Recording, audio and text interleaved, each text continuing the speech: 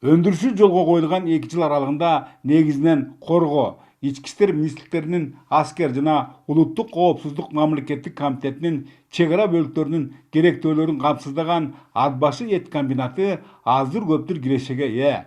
Ошол эле учурда анда жасалган тушенкаларга, консерваларга жана чүч бараларга облустагы балдар жана билим берүү мекемелери да куштар. Чу дегенде эле ушинтип өз жолун тапкан ишкананын калк кызматына коюлушу дагы бир жагынан ар кандай социалдык маселелердин чечилишине өбөлгө. Маселен, учурда мында 25 адыс туруктуу иш орундары менен камсыз. Ишкананын салынганы жакшы нерсе болду. Кичине болсо да элге жардамыбыз тийип атат. Таза товарларыбыз чыгып атат. Мурун Кочкор, Алыс, Бишкек алып барышчу элем, бул жерден азыр жеңил болуп, убакытларын экономдоп атышат да. Улуу Кытай менен чектеш ат баштагы ушул тажрыйбанын таасириненби, Алыскы Актала районунда да экологиялык жактан эң таза мал этин экспортко чыгаруу жаатында алгачкы кадам жасалды. Молодец.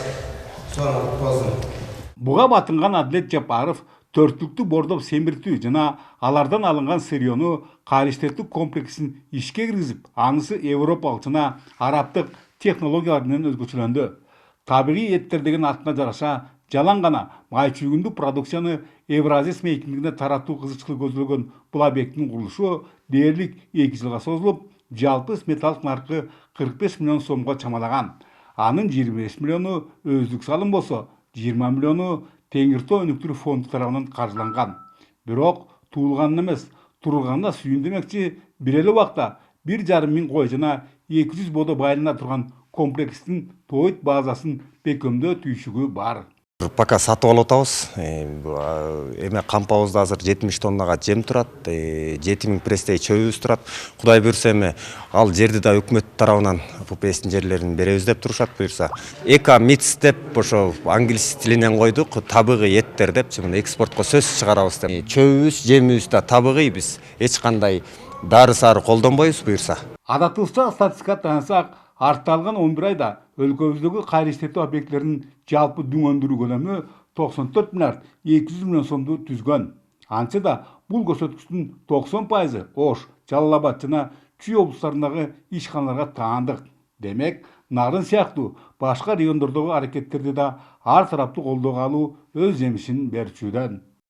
Жергиликтүү өнүктүрүү фонддорунун жобосу бар. Ош жерден 50%ын ушу экономикалык долбоорлорго, анын ичинен 5 миллион сомдон кем эмесин ушу кайраиштетүү секторуна, айыл чарба кайраиштетүү секторуна болсун деп токтомго өзгөртүү киргенбиз. Ошонун жыйынтыгы менен быйыл ар бир райондо почти 40 райондун баарында ушул кайраиштетүү тармагына акча бөлүнүп атат да. Быйыл атайын региондорго регионалдык кластерлерди түзүп, бүт 7 регионго таратканга ошол боюнча дагы иштер жүрүп атат. Эмдиги жылдан баштап чоң улуттук деңгээлдеги долбоорлордогу ушул ар бир облустарга, региондорго таратканга аракет кылабыз.